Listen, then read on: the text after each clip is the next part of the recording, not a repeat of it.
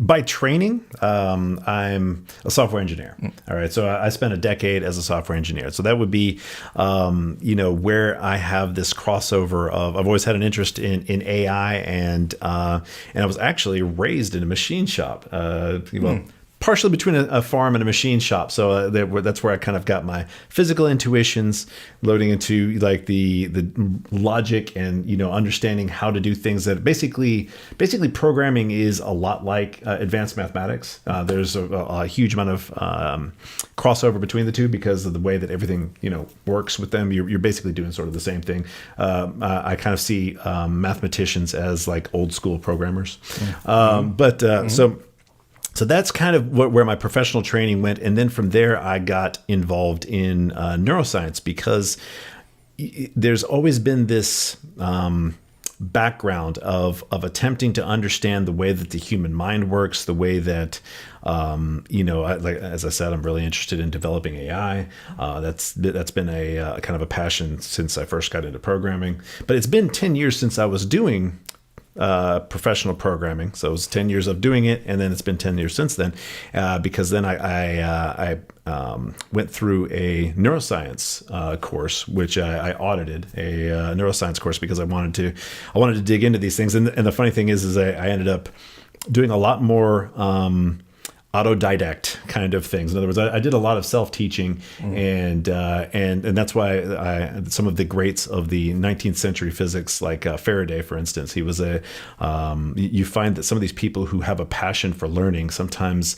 are the ones who uncover new insights for the people to then, get in there and look at it and say, oh yeah, that is right. And that's where, by the way, Faraday is where Maxwell got his ideas for electromagnetism. And Maxwell is basically he's the father of electromagnetism. We use Maxwell's equations still today as like the basis for understanding the way that electromagnetism works. And electromagnetism is visible light and all of the other, this kind of rays and that kind of rays, X-rays, gamma rays, all of it on the spectrum. So how did I get here was really kind of a weird set of circumstances, I suppose. So here in the background, I've got this desire for understanding the way the world works, the way the universe works. I was huge, sci-fi nerd growing up. Loved Star Trek and and all those things that they were talking about. It does this, it does that. I'm like, well, okay, is that supposed to be real science? It sounds like magic. It sounds like nonsense. And so I had this sort of skeptical bent, and it eventually kind of reached a crescendo as I was, digging in personally over the years. Because as I'm programming, what do I do in my personal time? I just spent all of my time researching science, so researching physics. I hear that. Yep, yeah, exactly. So you get kind of obsessive about something, and that's I wanted to know how reality works. Yeah. So and I started running into these things. It's like, well, that sounds like magic. And I mean, and at the same time, I'm kind of recovering from this fundamentalist religious upbringing where you go through this process where you realize your parents really didn't know what they were talking about, but at the same time, if you go too far, you kind of just you're just being anti, you're not, and then it's the same thing. And so I kids eventually are going to be anti-you. Right. Exactly. It's going to go the full, they'll be right back where your parents were. Right. And so eventually, I started out kind of rejecting religion, then said, well, wait a minute, am I throwing out the baby with the bathwater? And so, all of these things are kind of happening at the same time.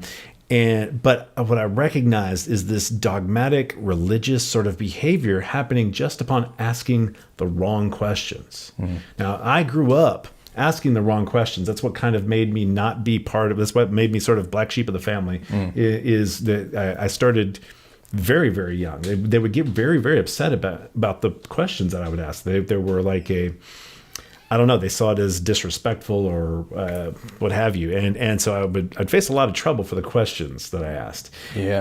And that sort of keyed me into something as I was growing up. And then here I was asking certain types of questions that would get me viciously attacked about physics. It's like, I'm literally just asking a question here. I just want to know, and you're attacking me. Yeah. That's weird.